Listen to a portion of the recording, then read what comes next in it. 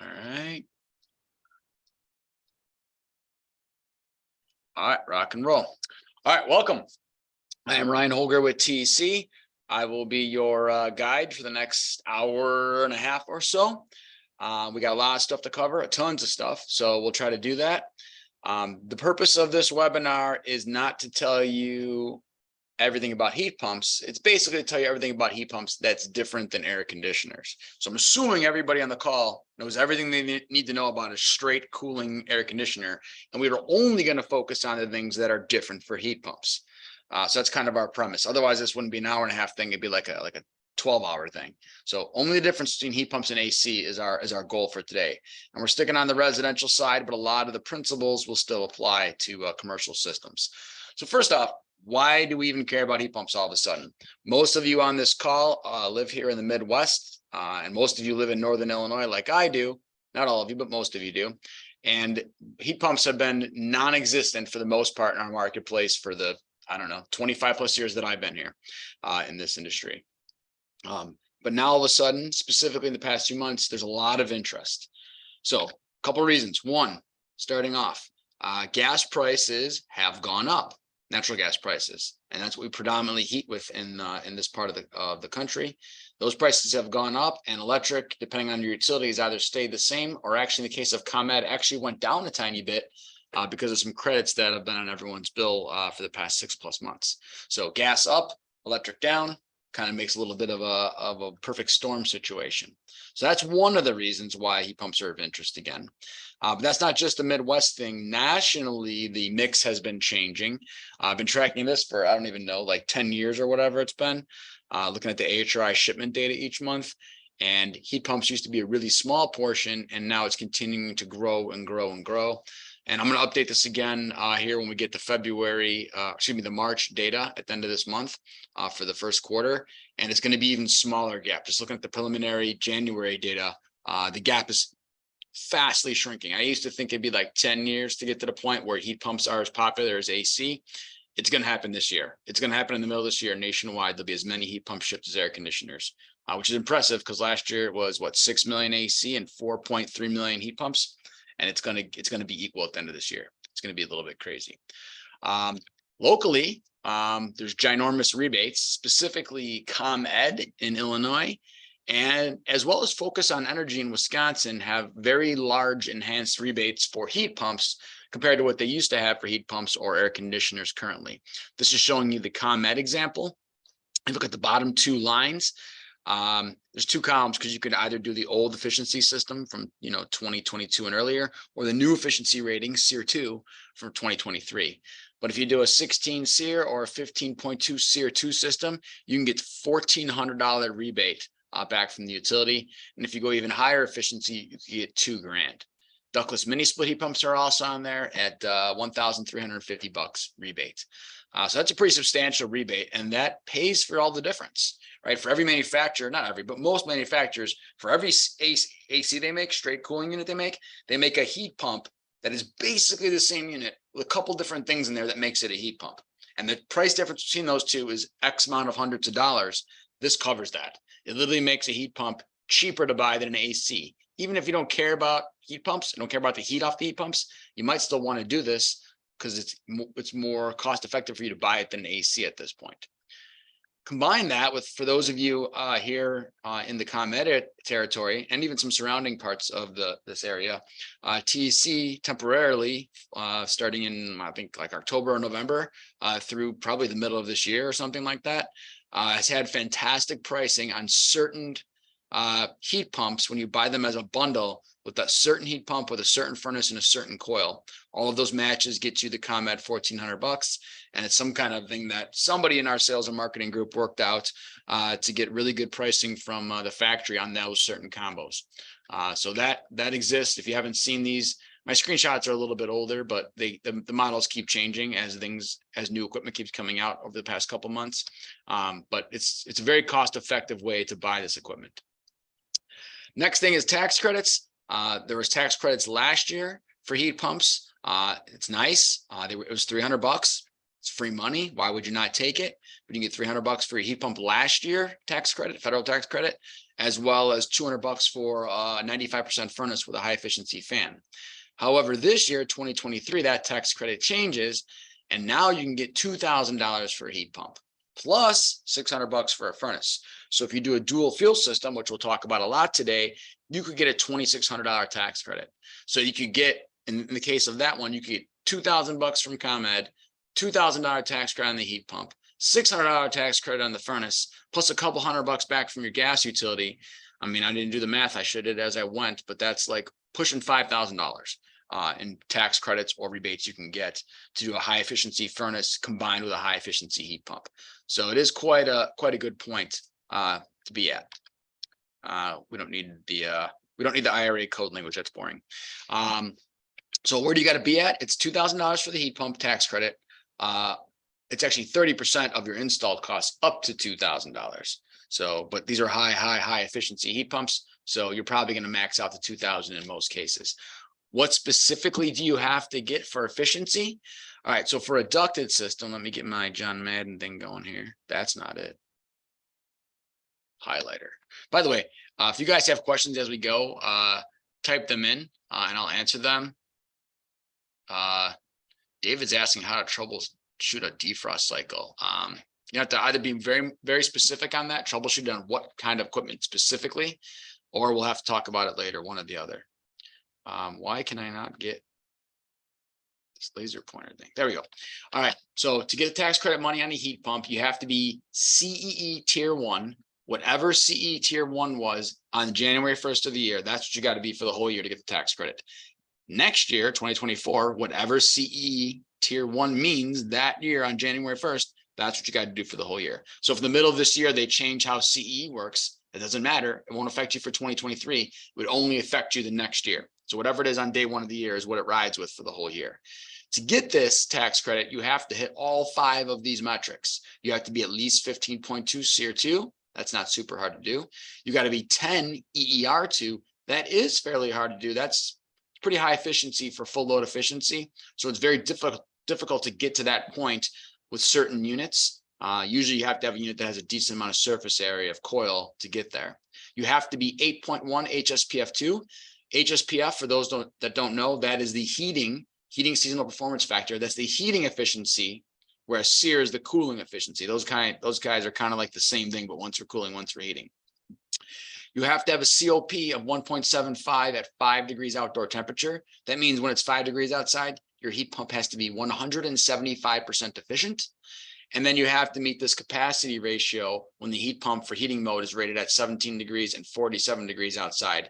You have to have that capacity ratio. So basically you can't have a heat pump that drops off its BTU output dramatically when you go towards colder temps. It's got to be a little bit more of a flat drop. So in other words, you need to be reasonably efficient at cold temps. You have to be a cold climate heat pump. So these 2 last ones are the newer ones. They're not new, but they're newer for most of our awareness. Those are the ones, the 1.75 and the 58%.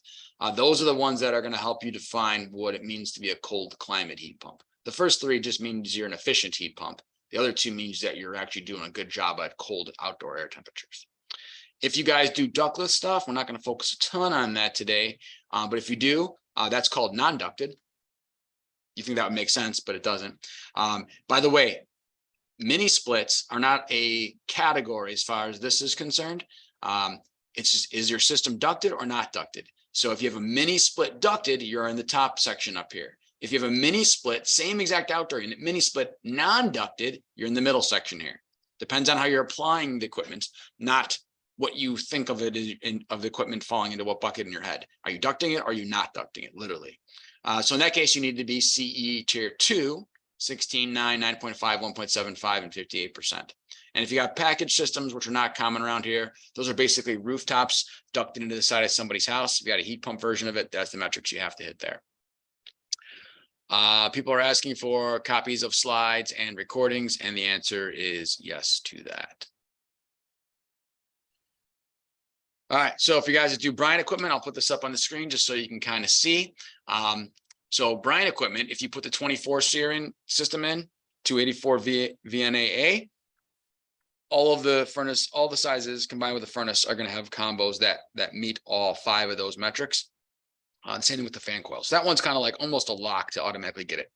You still need to go grab your AHRI certificate and check just to make sure, because who knows, you don't want to promise someone $2,000 and later on you were off by a little bit and all of a sudden you're stuck in the middle and you got to pay $2,000 to make somebody happy. So always, whether it's a rebate or a tax credit, always get the AHRI certificate showing that you hit the metrics you need to hit prior to promising somebody something. Once you get out of that unit, that ultra high efficiency unit, there are some other ones that will qualify, but it is not a cross the board type thing. Right now, the 5-stage inverter unit that we have does not qualify at all. I do know that it's on this list. I understand that, but right now it does not qualify. And it's because of this word pending down here. Currently, that unit is set to not run when it's below 10 degrees outside. Or it won't start when it's below 10 degrees. And if it's already running, it will run down to 4. The factory is currently looking to see if they can start that thing down at 5 degrees, because if they get started at 5, it would be efficient enough to hit this metric right here. And it would, in all cases, except the 5-ton, be efficient enough to get the tax credit. Right now, it's a no. That answer could change to a yes once that new testing is done and that rating comes back out. There's a couple mini split horizontal discharge style condensing units that you could duct in. And then there's a couple other units that are not really applicable for us in the dual fuel market, but they do qualify in other scenarios, but only certain sizes. So pretty much it's a 24 SEER heat pump is what you're looking at right now. And hopefully very soon the 18 SEER model. And then beyond that, it's special niche small sizes. If you go ductless, these are the models that would be able to qualify for that. I'm not going to go through all of them, but just give you an idea. If you do carrier, it's the exact same discussion we just had on Bryant, so I won't read all that to you again. Works exactly the same way. Here's the screenshot of how that would work in case you wanted to see that. Ductless carrier looks like that. All right, so that just gives you an idea. Once again, always check each exact combo of furnace, AC, and coil to make sure, furnace, heat pump, and coil, excuse me, to make sure you get all the numbers you need, all this stuff you need before you promise people money. In the past, when you promised somebody money and you were wrong, and it was a $300 heat pump credit or $300 AC credit, it's kind of like, oh, that sucks. I'm sorry that I was wrong. I will pay you out of my pocket to make it right. Now, when it's a $2,000 mistake, you don't want to do that. So just be smart and just check it first. There is another rebate coming. It does not exist today, but is one of the reasons why everyone's asking about heat pumps. It's part of the IRA Act, which the tax credits that we just talked about were also part of that. But this is a rebate that someone could get instead of the tax credit. It's mainly meant for low and middle income families. It's really good dollar amounts, like $8 grand on a heat pump system. Plus you can get some extra money for electrical wiring to make the heat pump happen. And you could cap out at 14 grand for your heat pump upgrade for an all electric home if you meet certain income levels. But we're not going to talk about that right now because it doesn't exist yet. The federal government is giving the money to the states. The states have to make their own programs to actually implement these within the rules provided by the federal government. And I mentioned the word government numerous times in there, so you know how fast this is going to happen. At best, I would say September is when you'll have any information about this. So for right now, it doesn't matter. Focus on the tax credits, focus on your local utility rebate. And that right there alone is enough to people to want to do a heat pump, because those two things alone, actually either one of those two things by itself, makes it cheaper to buy a heat pump than the equivalent AC of the exact same model series. All right, any other questions coming up as they come, type them in and we'll hit them. All right, so heat pumps in general. There are multiple flavors of heat pumps. And depending on how you ask, you might get more or less buckets to throw things in. These are my buckets. So we have an air source heat pump. That is a heat pump that is going to extract heat from the air source, right? So that's a heat pump that sits in your yard, pulls heat out of the outdoor air. You can have a water source heat pump. That is a heat pump that pulls heat out of water. And then someone's got to provide the water to it. It could be a loop going around a giant apartment building, right? That loop could be fed by a boiler or a cooling tower or both. You can still heat from one zone and put it in the other. Lots of cool things can happen there. You can have a ground source heat pump, which is actually basically identical to a water source heat pump. It is a form of a water source heat pump. But instead of tying it to a loop with a boiler and a cooling tower, you're tying it to a loop and you're shoving heat down in the earth all summer long. And in the winter, you're pulling that same heat back out to heat your building. So a little bit different discussion there. Most people call that geothermal. Those people will be wrong. That's not the proper term. Geothermal means you're getting heat from the earth, like Old Faithful, like natural heat. Ground source means you're sinking it to the earth. Doesn't make any sense to argue. If someone wants to call it geothermal, like whatever you want, man. And then we have all of those same kind of things with hydronics. So those three I was talking about, they're taking heat out of something, water or air, and putting it into the air heating system of the building. You could also take heat out of air or water and put it into a water loop and send it around the building. I normally call that a heat pump boiler. Other people don't call it that. I don't know why. That makes sense to me.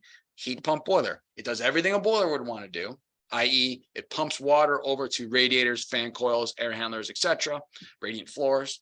But instead of getting it from a gas-fired boiler, we're getting the heat from a heat pump. It could be an air to water or water to water. Normal terms that you hear won't be any of those things. Those are what those things are from like a technology standpoint. Down here in the bottom are what they are from more of an application standpoint. So you're gonna have split systems where you have a heat pump tied to a fan coil or air handler. We'll talk about those. Packaged, which basically means everything's in one box, kind of like a rooftop unit, right?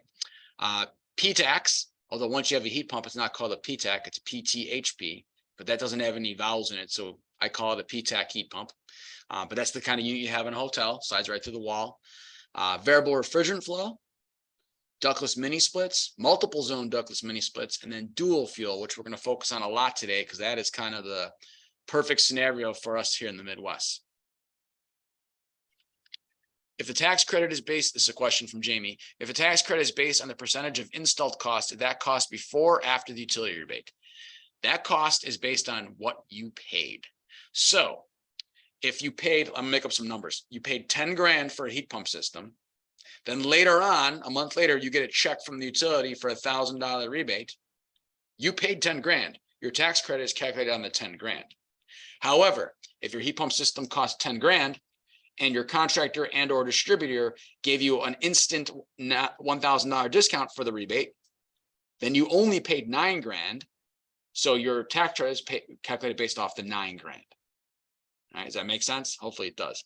By the way, as I say on my tax credit and utility rebate webinars, I am neither a tax professional, right? Nor do I play one on TV. So you definitely have to always consult people on that. So I'm giving you my best estimate of how everything works in the world. But if you need some absolute positive legal advice, then you got to talk to your tax pro and or lawyer. But that's how it would generally work. If you're talking about ComEd, heat pump rebates residentially are paid from the distributor to the dealer. That happens upstream before it even gets to the consumer. So in my previous example with the $10,000 thing, that $1,000 would come off on your invoice before you cut a check to your contractor. So your paid cost would be $9,000 if you're in the ComEd territory in my previous example. Actually, it wouldn't be because you don't have $1,000 rebate. It'd be $1,400 coming off. Actually, be a tax credit, $2,000 coming. So you'd pay 10 grand, $2,000 line item discount. You'd write the check for 8 grand. Your tax credit be calculated for 8 grand in that example. Hopefully I didn't make that worse, Jamie. Hopefully that actually helped. Okay, so efficiency is stuff. All right, furnaces, you probably know. Worst one you could buy right now is 80%. The best one on the market is 98%. Boilers, similar discussion. Residentially, the legal minimum for a residential size boiler is 84%. The best I've seen is 96%. For both furnaces and boilers, gas-fired or propane, something has to go out the flue at some point in time to take away the bad gases. So there's not an option currently for those things to be 100% efficient. Electric heat, however, is 100% efficient. Every kilowatt that you buy from your utility company gets converted into usable heat in the space, so it is 100% efficient. By the way, we're talking about efficiency at your home. How efficient the power plant is or how efficient the delivery system of your gas versus electric is, that's a whole separate discussion. Once you buy the power and it enters your home, how efficient is it going to be? So furnaces and boilers are in the 90s, electric heat is 100%. Why don't we all just use electric heat since it's obviously more efficient than the furnace or boiler? That's because the cost of the fuels don't cost the same. Generally speaking, natural gas is less expensive enough that even though I'm losing a couple percent out the flue, it's still significantly less expensive than electric resistance-based heating. Heat pumps, change the math a little bit. I got a range on here, and I could probably put up 17 different answers with different ranges, depending on what outdoor air temperatures you care about, and what model of heat pump you're discussing. There's a range. So the colder it is, the lower the efficiency is going to be. The warmer it is outside, the higher the efficiency is going to be. And then based on the model of heat pump, just like with furnaces and boilers, we got a range. Same thing what happens with heat pumps, right? It's above 100%, and that's already a problem for most people. They're like, well, how can that can't be above 100%? Like, it's literally giving me free power. That makes no sense, Ryan. What the hell are you talking about? It's not giving you free power, but it works differently. So for a furnace or boiler, anything fossil fuel based, you are burning a fuel to make heat. Electric heat, you are converting a fuel, electricity, into heat for electric resistance heating. A heat pump does not actually make any heat at all. It just moves heat from point A to point B. So furnace, boiler, electric resistance all make heat out of energy. A heat pump uses energy to move heat from outside the building to inside the building. So you are only paying to transport the heat. You are not paying to make the heat. The heat was already made by Mother Nature outside. So that's kind of the short answer on how you can be more than 100% efficient.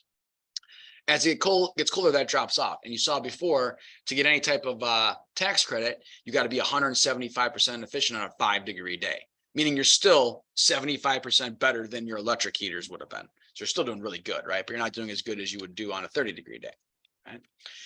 If you have water source heat pumps and geothermal systems, either one of those, you are pulling the heat out of water instead of out of the air, which is a more efficient extraction process. So the range is much higher on those types of things.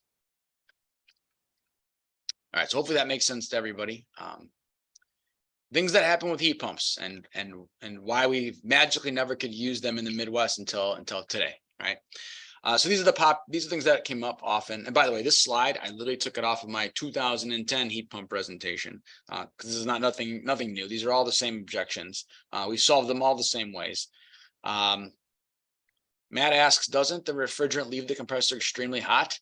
Is any of this heat captured, or does it have to be outside? The temperature of the heat coming out of the compressor is based on us changing the pressure. That's what the compressor's job in life is. He increases the pressure, and because of PV equals nRT, the temperature goes up. It's a closed volume system. So the temperature went up, but I didn't gain any BTUs, if that makes sense. So I have to get the heat from somewhere. There is some waste heat off the compressor. It is extremely minimal compared to the amount of heat that's available outdoors.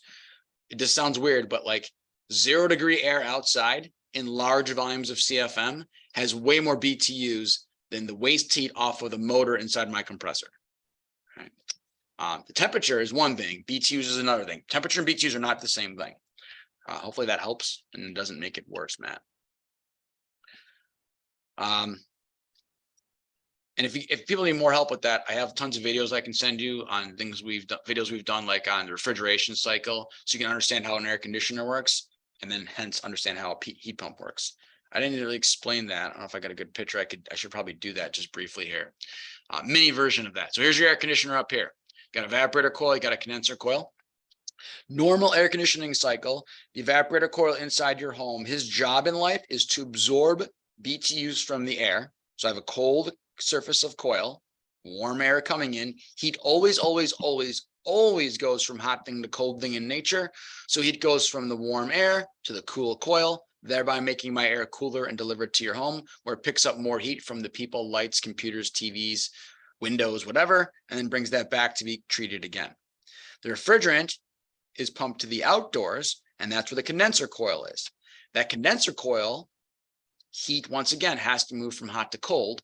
It's 90 degrees outside. That means for me to take my heat from the coil and dump it into the outside air, I got to get the coil to be above 90 degrees. Otherwise, it won't travel from coil to air.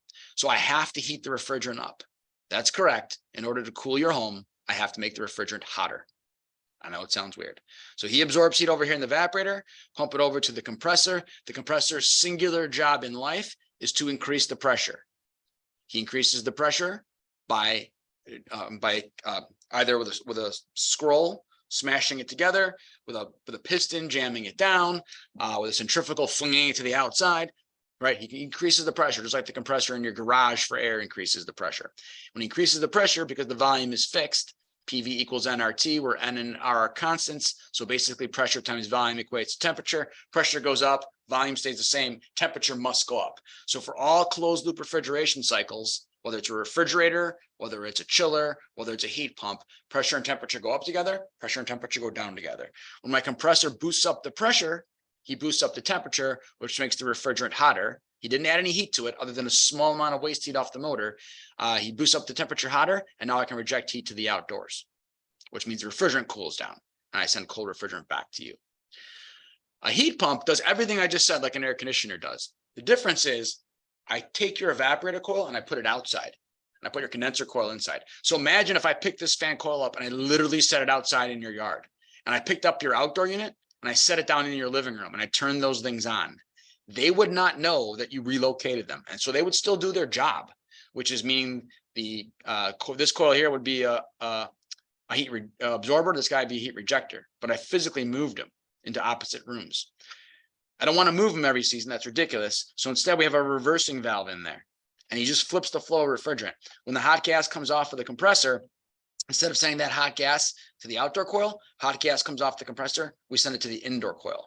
Once we have a heat pump, we no longer use the terms condenser coil and evaporator coil. We call them indoor coil and outdoor coil because both of them are condenser coils and both of them are evaporator coils, depending on what mode you're in. So hot gas comes off the compressor, goes to the indoor coil, dumping its heat over there.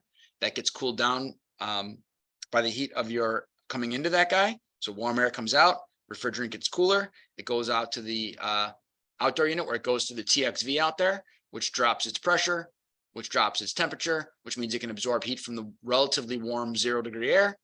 And the whole cycle just happens over again. Hopefully that helps. I didn't make everybody confused. All right, things that people have complained about over the years, always the same things. And they used to be legit, some of them, and now they're all solved. As of 2010, I think almost all these things are solved. Too expensive to install. Definitely not. The installation labor for a heat pump is identical to an air conditioner. Slight difference might be you might need more thermostat wires, and we'll talk about that in a little bit. So that's the only difference. Everything else is the same. Piping's the same, ducting's the same, electrical's the same. A furnace with an AC and a furnace with a heat pump, it's identical, other than some additional thermostat wires that you will likely need. And because the utility rebates and tax credits are so good, even if you had to pay $300 more to wire it differently with the thermostat, it's more than made up by the tax credits and rebates. So it's not more expensive to install. It is not any harder to service. The only extra moving part that we have is the reversing valve. Everything else is literally identical. All the exact same fans and everything. There's only one extra moving part, reversing valve. And then on some units, you will also have a defrost board. Some units that's already built into your standard control, like an Evolution system. But so one extra circuit board, one extra moving part, everything else is pretty much stationary and the same. So it's not any harder to service. Reliability, I don't know where that ever came from. Heat pumps have never been less reliable than AC, at least not since the 90s when I started here. We didn't do a lot of heat pumps, but like everything else, as long as everything is installed correctly and ducted correctly, it works just as well as an AC. It's not like it fails sooner or anything weird like that. Blowing cold air, that has historically been an issue. On the next slide, we'll show how that's been resolved in the past decade. Not designed for northern climates. That was fairly true, although with dual fuel, you could have always done heat pumps here. And we have in Minnesota and stuff like that. We've done heat pumps for decades successfully. But using a heat pump by itself in northern climates was always a challenge. You can do that sometimes now, but still dual fuel is the way to go. And the payback scenario, sometimes it's been there, sometimes it hasn't. In 2008, there's a really good payback scenario for heat pumps because of the fuel costs. And then for the past few years where I live in Illinois, there wasn't a good payback scenario. Now there's a good payback scenario again. So it just depends in that regard. So that leaves us with the cold blow. So this is outdoor temperature on the bottom scale. This is duct temperature on the vertical scale. This blue line shows what a traditional heat pump would have done over the years. As the outdoor air temperature dropped, your single stage regular basic heat pump would have had capacity dropping as well as discharge air temperature dropping. And you would have had colder air on a 17-degree day. You're blowing 84-degree air, we'll call it. Can I heat your house with 84-degree air? Absolutely. Does 84-degree air feel good blowing across my 92-degree skin temp? No, it does not. So people would have objected to that. What we can do nowadays is we can overspeed the outdoor fan and compressor and slow down the indoor fan speed simultaneously in order to keep the BTUs high, overspeeding the outdoor unit, but keep the discharge air temperature high, also slowing down the indoor fan. So because of variable capacity everything, we're able to do that. And you can see in this example, this was off of an Evolution Infinity system from this drawing is actually off of one from 2010, believe it or not, which is the first time we had inverters on Infinity Evolution. But able to maintain 104, 100, whatever that is, 103 degree discharge air temperature until I got down to like around 5-6 degrees. And then that was it. Like I sped up the outdoor unit as much as I could possibly speed it up. There's no more to give. If it keeps getting colder outside, then I will start having a drop off in the discharge air temperature available. So for the most part, that is solved. And if you're doing a dual fuel system, meaning gas furnace with a heat pump, you don't care what happens down here. That's not your problem because you're running your furnace from somewhere around here to the left. So that's not your problem. You only care about heat pumps over here. If you have an all heat pump system, then you're going to have an electric heater with the heat pump to supplement it in this scenario over here. As far as cold climate stuff goes, here's some cities around the area. I'll pick Chicago. I'm in Aurora today. Chicago is the closest one to me on this chart. If you didn't know it, there's 8,760 hours in the year, and 6,000 of those 8,700 hours we spend at temperatures below 65 degrees in Chicago. So that is already sad enough as it is that we spend that much time in winter type weather. But that is what it is. But of those 6,000, 4,500 are above 30. So between 30 and 65 degrees, 4,500, more than half of the year is between 30 and 65 degrees, which is 76% of the heating time of the year. 76% of your heating time, it's above 30 degrees, which is where heat pumps really, really shine as far as their ability to heat the spaces. So a lot of hours can get thrown on that heat pump. If you want to go with a more advanced, aggressive heat pump, let's just say we go down to 20 degrees before we need some help from electric heater or a furnace, 5,400, 90% of my run hours between 20 and 65 outside. Yes, it gets below 20 degrees in Chicago, but not very many run hours are below there. Specifically, this is all of the run hours, right? So temperatures that we're talking about, what did I say? 20 degrees. So right here, these hours over here, the heat pump's going to need more help. Over here, he doesn't need you. He's by himself. He's good with that. Not an issue. Someone named Anonymous, always love it when we get those, asks, what are the regulations needed to rate a 5 degree for cold weather if you would use dual fuel option and be using the other system at 17 degrees anyway? If you are getting a cold climate heat pump, that heat pump rating is an independent discussion of what you are going to combine it with later. That means you need a heat pump that's 175% efficient on a 5 degree day, unrelated to what you bolted it to. Now, if you bolt it to a dual fuel furnace system and you're not going to run your heat pump, then you don't even need to buy a cold climate heat pump. You can just buy a regular heat pump and not get a cold climate one, unless you want to get some free tax money. Someone also named Anonymous asks, traditional AC runs only in summer, heat pump compressor will run all year. What does this do to the longevity of the unit since doubling the hours? So I know you're not going to want to believe this, but heat pumps are not new. We've had them for 50 plus years. There's 4.5 million of them were installed this year alone. There's a lot of data on heat pump and AC run and operation time, and there is no difference in the life expectancy of an AC versus a heat pump. Specifically, look at the ASHRAE service life expectancies. Both of them have an 18-year lifespan listed. I'm sorry, 15-year lifespan listed. Furnaces have 18 years. ACs and heat pumps both have a 15-year lifespan. You're saying it's going to run longer, so maybe it'll fail sooner. The reason why many things fail is not because the compressor ran more hours. In fact, compressors aren't even the highest failure item that you have.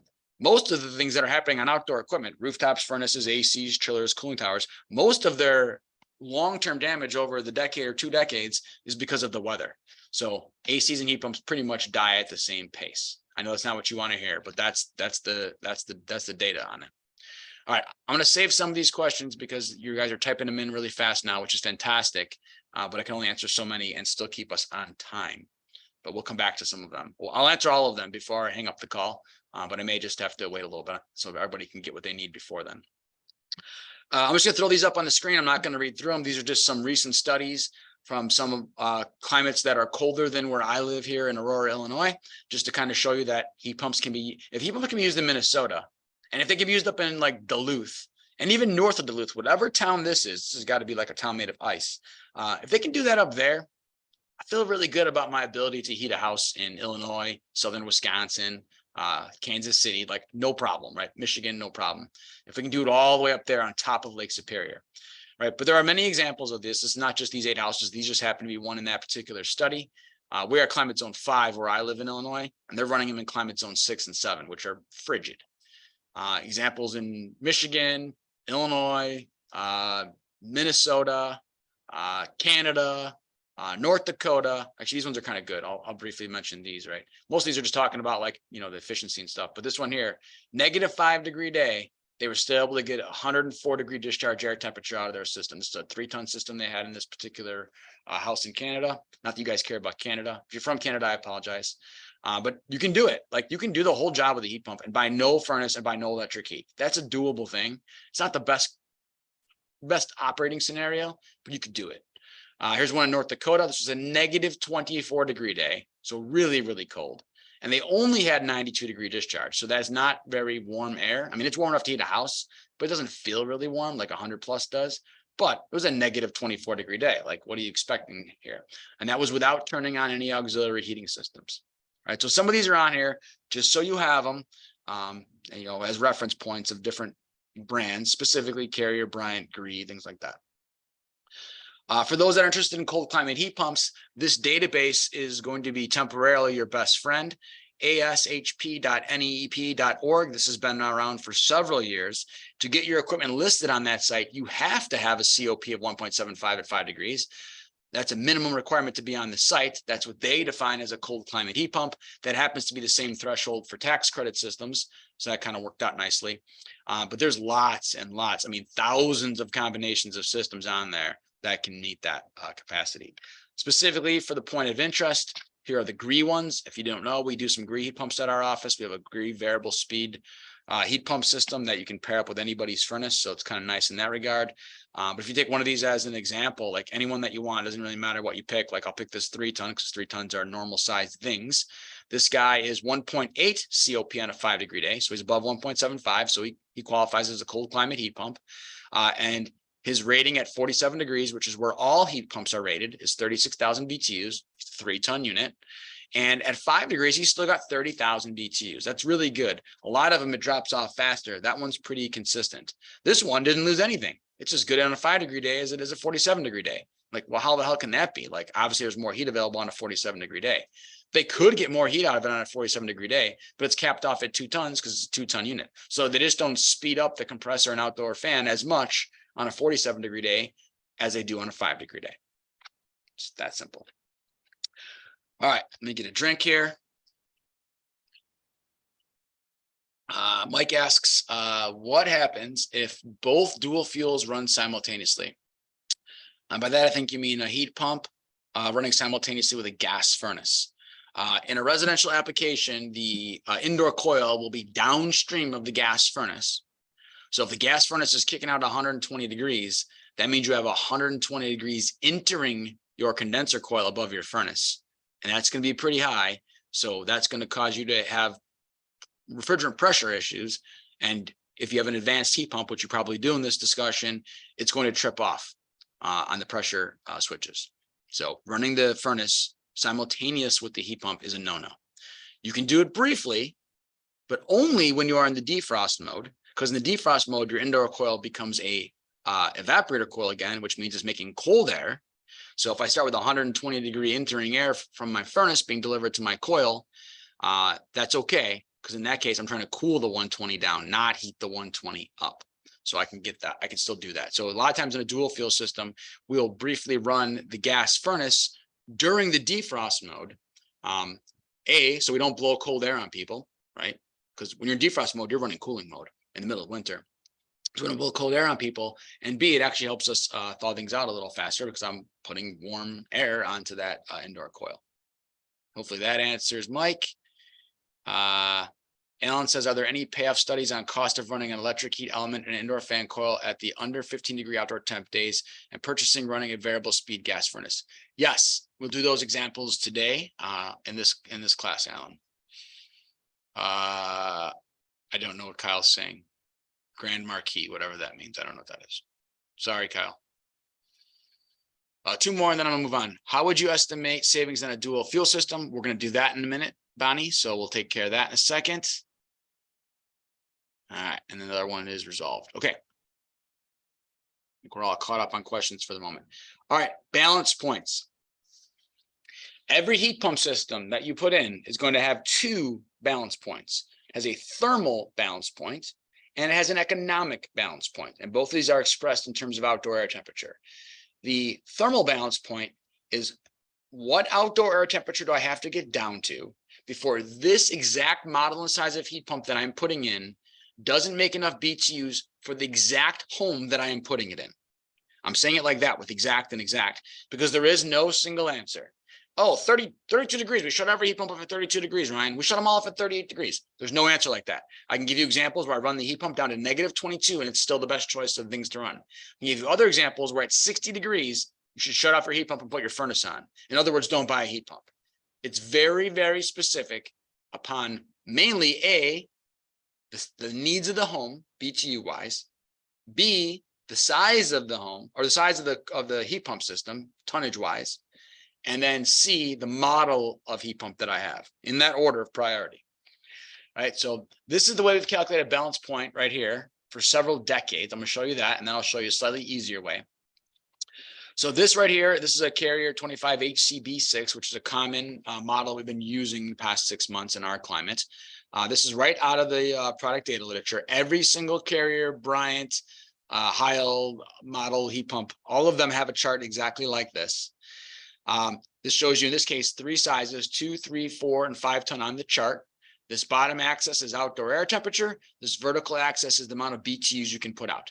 So for this model, as you can see, if I pick the 3 ton example, as it gets colder outside, he makes less and less and less BTUs because it's harder for him to get the BTUs from the outdoors. And he can't overspeed the outdoor unit because he doesn't have a multi-speed fan system on there.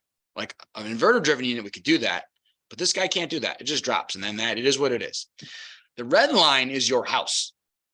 All right, so this is coming in the catalog. This is easy. It's fixed. It's already on the chart. You got to add this red line yourself. How do you add this red line? You need to do it a couple different ways. The first step for either method is you need a load calculation for the heat loss of this building, and you need it to be honest. What does that mean? That means it can't be like, oh, they used to have a 100,000 BTU furnace. Let's use that. No. Everybody who has a 100,000 BTU furnace actually needs a 42,000 BTU furnace. They're all grossly oversized. You need an actual true load calc. That means you do a load calc and you don't put any safety factors in at all. You don't say, oh, I'm not sure if that insulation is really R22. Maybe it's only R20 and I'll downgrade it. You don't do that on any of that stuff. You don't cheat on anything. You don't, oh, this customer really wants to heat their house to 75. So instead of putting 70 in, which is the energy code legal maximum heating temperature you can put in, you put 75. No, don't do that. Put everything in as pure as you can with 0 safety factors and give me that number. I plot that number right here. So this is a 0 degree day. And by the way, you're doing your load calcs at 0 degrees for Chicago people. Actually, it's +1 is what you should be doing it if you're actually in Chicago. If you're out here in Aurora with me, it's -5. But you're not doing it at -10 or -15. That's not a realistic load calc for anywhere around here. I did this one at 0. It was 55,000 BTUs on a 0 degree day. So now I got this dot right here where I'm at. Then I have 2 choices. If I'm using a Carrier catalog like this one, I know that I can cheat and draw a 45 degree line. And that's going to approximately be the right line. If you don't know that, or you're not using Carrier, shame on you for not using Carrier, Bryant Heil, then what you need to do is do a second load calc. You got the 0 degree load calc. You need to put in fake weather data and do like a 20 or 30 degree load calc right here. And once I have that dot and that dot, now I can draw a line straight through them and get my proper angled line. Wherever that line, this line is how much heat my house needs at different outdoor air temperatures. This black line is how much heat my heat pump can make at different outdoor air temperatures. And where they cross is my oh crap point. Oh, I can't do it anymore. So over here, I have plenty of capacity, but I don't really need much, but I got plenty to handle it. And over here, I don't have enough capacity to handle it. So this triangle right here that I'm drawing, right, that triangle needs to be taken care of by somebody else. What does that mean? That means somebody is responsible. That's a bad drawing that I made. For that yellow triangle, somebody's got to bail me out. Electric heater has to assist me, or gas furnace has to take over. Notice I said electric heater has to assist me. You do not turn off your heat pump when you run your electric resistance heat. because the heat pump is still more efficient than electric resistance heat, even at 5 degrees or 0 degrees outside. It's still a better stage 1. You just bring electric heat on as stage 2 and stage 3. Well, however, if you have a furnace, you're turning the heat pump off and you're switching to furnace to take care of this yellow box. All right, does that make sense to everybody on heat pump balance point? Load calc, true, honest load calc. Don't cheat. Don't pad the numbers. And be willing to accept that your house only needs 24,000 BTUs when you normally have an 8,000 BTU furnace. That is normal. That happens a lot when I do load calcs. I know you don't believe me because you guys are super conservative, but it happens a lot. And then draw that line straight through there. To give you another example, here is an 8-stage Bryant 288 BNV or Carrier 25 VNA8, or the ion communicating ICP models for high iodine night, etc. This is what those guys would look like. 5, 4. There's 2 different models of 3-ton, believe it or not. 2 different models of 2-ton, believe it or not, and then a 1-ton, which hardly anyone uses. But for example, I took the 3-ton model again. All right, so this 3-ton model, this is his line. As it gets colder, he actually has the ability to make more heat. That's because they choose not to have him operate at a higher capacity right here, right? But in any case, it does. The graph looks weird because of that. But if you just start life at 45 degrees, then it is a downward trend here. But you can see it's not nearly as sharp as a drop off as this was. So that exact same house, 55,000 BTUs with that line drawn through there, this first guy, this model for that house and this exact model, my thermal break point was 29 degrees. For that exact same house with this model, my thermal break point was 26 degrees, 3 degrees different. Picked a different model. So you could see that picking a different model makes a slight difference, but not ginormous difference. And it makes more of a difference as I get to the colder temps. If I was to pick a 4-ton unit instead of a 3-ton unit for this exact same home, now my point is over here. Now my break point is 17 degrees instead of what I said before, 27, 26 degrees. Right, I'm over here on this dot over here. Right, so if I put a bigger unit in, I can get capacity deeper into the cold months. For a normal heat pump, do not do that. For a normal 1- and 2-stage heat pump, do not oversize the heat pump, because this still has to be your dehumidification system come springtime and summertime. So I don't want an oversized unit. However, if you have an inverter, you have the ability to throttle back to a degree, so you can go up one size. So if you have an inverter-based heat pump, you may round up one size. If you have a 1- or 2-stage heat pump, you need to use the cooling sizing as your sizing, and you just don't get as much heat. Will asked, do you include infiltration in the load calc for the heat pump? Yes, infiltration is part of your load calc. If you know what the infiltration is, because you did a blower door test, you would enter that information into your load calc math. If you don't know what the infiltration is, you're forced to take a guess at that. And I will say that historically, almost everyone guesses way too high. And whatever software you're using, EDS, Gizmo, WrightSoft, whatever default assumption there is for infiltration, it's like 2 times at least what your actual infiltration probably is. So that's one of the many places that people accidentally mess up their load calc. But your load calc for a heat pump is identical to a load calc for a furnace, identical to load calc for a boiler. The load calc has nothing to do with your equipment, has everything to do with the envelope of the home and the components inside the home. So your load calc is the same no matter what. If anyone needs help with load calcs, we have recorded videos on that stuff, so I can get those to you if you need them. Just send me an email and I'll reply back to you with the link. At the end of today, I will have my email up on the screen. For you guys that use GREE stuff, and I picked 2 heat pumps here, right? A 16 SEER and a 18 SEER, and there's obviously many more models, but I just picked a couple. GREE, unfortunately, we get the data from, well, not unfortunately, this is good and bad to this. I was gonna say, unfortunately, we get the data from them in tabular form and not graphical form. It's nice for some things. By the way, this is 2, 3, 4, 5 tons on the screen right now. I'll stick with the 3-ton because that's the example we had before. In some cases, it's nice because I could see the exact BTU capacity at different outdoor air temperatures, and I could see the efficiency at those. So that's kind of nice versus trying to interpolate that off of a graph. But for calculating the balance point, it's not ideal. It's kind of tough. The graphing method is better. So in any case, just to give you an example on this 3-ton, 3 tons, 3 tons, 3 tons, 3 tons, 17 degrees, I'm still getting 3 tons. And then finally at 15 degrees, it starts tapering off. At 5 degrees, I still have 30,000 BTUs of the 36. So it's actually pretty good. Negative 22, I still have half of my capacity. Now I need a lot of heat on a negative 22-degree day. So 18,000 BTUs isn't going to cut it. Somebody's have to bail me out. I'm gonna have to get assistance from somebody like an electric strip heater or something. But I'm not going to shut the heat pump off because I'm still 130% efficient. And my electric heater is only 100%. It's still, even at negative 22-degree days, it is still the best option I have to heat this space. But it can't do it alone. It's only one of the stages. So I took this data right here off the 3-ton and I plotted it on a generic graph. So I just plotted several of those points on there so you could see the curve. And you could see for the degree, and you kind of saw it in the numbers, right? 36, 36, 36, 34, right? 36, 36, 34, and then it starts tapering off. But it's reasonably flat. So if I were to take this exact same house, 55,000 BTU heating load on a 0-degree day, and I put a GREE 3-ton in, my thermal balance point would be 17 degrees is when I would cut him off versus 29 third degrees. I was cutting off this other one. All right, so that's a thermal balance point. I'll show you one other way to calculate that with software here in a minute. We got to keep moving though, so we can get to all the wiring and all that good stuff too today. And then you need to figure out the economic balance point. There's a couple ways to get that. Thermal balance point is how cold does it have to be before my heat pump cannot make enough heat for my specific home. Economic balance point means for the heat pump that I am putting in and my gas cost and my electric cost, when does it become cheaper to run my gas system? Technically, there's an economic balance point for electric resistance heating, but that point is easy to figure out. It happens when you get to 0.99 COP. That's when that happens. And it almost never happens. So for any modern variable speed heat pump, if you have an all electric system, you always run the heat pump, never shut it off.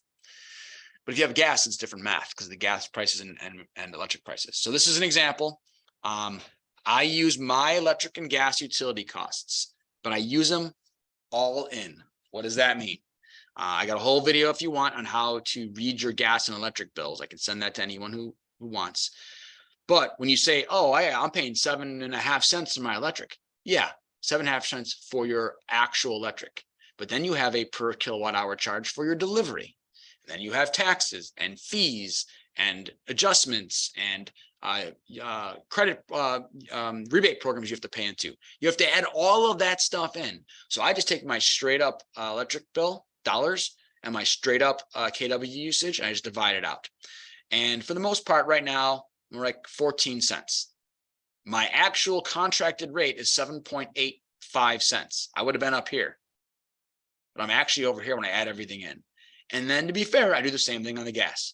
Sure, I'm paying whatever it is. I don't remember what we're paying right now, 80 some cents a therm or whatever it is. But what about the delivery charge? That's just for the gas, the raw gas. What about the delivery charge? What about the taxes? What about the fees? What about the environmental program assessment? All that stuff, you got to add it in. And I'm probably more like at the moment, $1.15. And just to show you guys, because I'm this dorky. Discard. Whenever my thing says you want to delete something, I'm like, I don't know. But just to show you, I track my utility bills because I'm a dork. No qualms about that whatsoever. Right. So last year, for the whole year, I averaged $1.31 for my gas and $1.13 for my electric, all in, all fees included. So if I did last year's numbers, it'd be $1.31 and 13 cents. Let's go back to this. $1.31, 13 cents. Laser pointer. Life is good. You guys can see that laser pointer on the screen, right? That's like a thing for you guys. A little red dot. Hopefully it is. What did I say? Dang. Like $1.30. We'll call it $1.33 because that makes it easy right here. And 13 cents. 35 degrees. So for a generic heat pump, no specific model at this point, at 35 degrees outside, it would be cheaper to run my furnace or my boiler than my heat pump. Now, this is a generic chart. I haven't even told you if I have an 80 or 95% furnace yet. I haven't told you if I had a 14 SEER heat pump or a 20 SEER, right? We have to add that into the equation, but just as kind of a generic thing, 35 degrees. So if thermally you can make it down to 0 before you lost capacity, but at 35, it was cheaper to run the furnace, then just cut it off at 35. What are you doing? Like, let's do whatever one's cheaper to run kind of thing. All right. this is the way I normally do it. And this works for Carrier and Bryant stuff specifically. I got 3 different versions of it. I'll show you. This one is a electric system. Same house as the other example, just to make everything consistent. 55,000 BTU heating, pure load calc with almost 3 tons of cooling. And that is like Elmhurst or Melrose or something like that. At the time I did this, it was $1.25 and 13, so slightly different than my last discussion because the gas is slightly cheaper than I just showed a minute ago. But just gives you an idea. Right now on this one, we're not even using the gas comp, so it doesn't matter. 13 cents for electric. Here's a 10 SEER system that someone was going to replace. And now we're going to replace it with a 17 SEER system. And what would that be? It would save them $200 a year. And that would be wonderful and nice. And everyone wants to save $200. $200 of the $4,500 they're spending, most of which $4,000 is for heating, because heating with electric is a horrible way to heat. I put in a heat pump system with electric backup or electric supplementary, however you want to word it. I put that in. This is a 16 SEER, 17 SEER-ish version. And now look what happens. Instead of saving $180, I'm saving $2,700. And in this case, I put in a 5-stage unit on there, and I'm saving like an extra $100 on top of all of that. So that's one way, Alan, who asked on how you can calculate the savings on a system, is using this op cost calculator. This is available to all Carrier and Bryant dealers through HVAC partners. We also have recorded videos on how to use this. Pretty much everything I say out of my mouth today, if you want, there's probably a recorded video that we made that goes into depth on that, because each thing has its own, 20-minute segment on itself. I don't care about the savings. I mean, I do, but that's not what I'm showing you this. I'm showing you this because I want these 2 numbers. Thermal balance point and economic balance point. If you pick a heat pump on this tool, it gives you all the saving stuff, which is wonderful, but it also tells you those balance points. So the person doing the sales process should already know the balance points that they want to tell their installer to put in. So for these 2 specific models, apply to this specific home and only this specific load home. The thermal balance point is 28 degrees for this model. So meaning below 28 degrees, he needs help from another heat source. But if I put that model in, he can make it down to 20 degrees.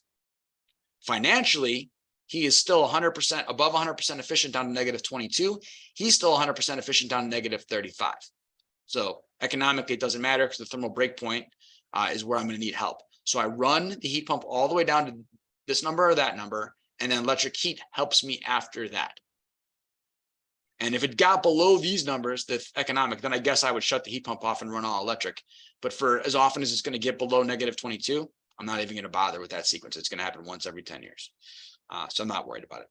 If you got customers with heat pumps, which many people do, by the way, if you have electric resistance heating, you should get a heat pump.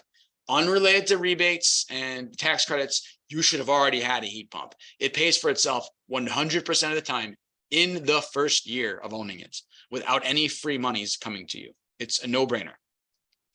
Propane is almost as close to being a no-brainer as electric resistance. In this case, I put in $2 a gallon, and a lot of times it's more than that, but that's what it was this fall when I put it in. Usually when you buy propane in the fall, it's cheaper than the middle of the winter because you're planning ahead as opposed to being last minute person. But nonetheless, in this case, I have an 80% propane furnace with a 10 SEER system. This is how much it was costing them to operate. $3,000 of the 3,400 was off of the heating system. A lot of money, obviously. I could upgrade them to a nice 17 SEER with 96 stage furnace, save them $700 a year, and they would be happy. They would be very happy. Like, oh, this is fantastic. I'm glad that we did this, right? Or I could use that exact same 96% furnace with a 16 SEER heat pump and put some of the run hours on the heat pump and some on the furnace and save them $1,400, double the savings. Or I could use the exact same furnace with the 5-stage heat pump and got them an even larger bump in the savings. Once again, thermal and economic breakpoints. This particular system combined together could get me down to 28 degrees. This one combined together could get me down to 14 degrees. Economically, it became cheaper to run the propane at -9 and -15. So economically, I don't really want to run the propane furnace because of my fuel costs.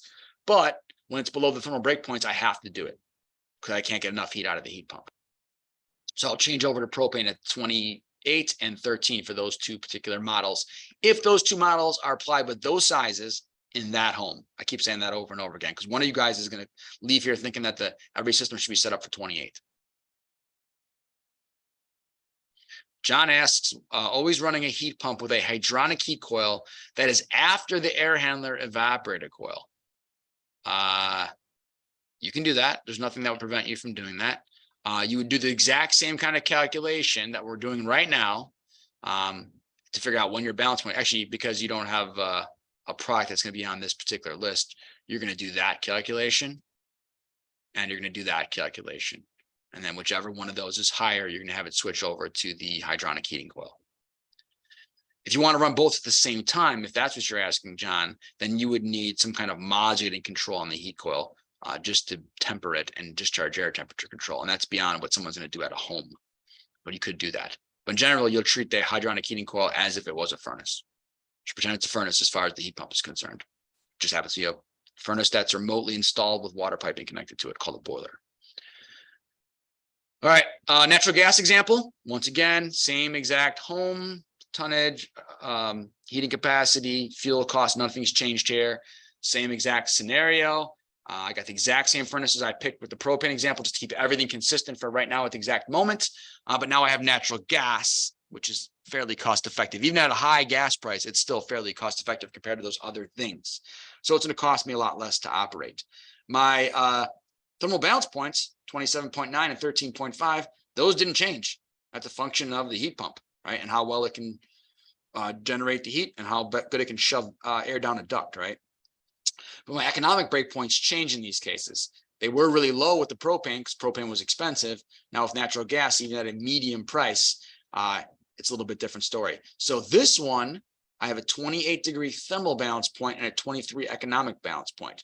So below 28 degrees, I will shut off my heat pump and I will turn on my natural gas furnace.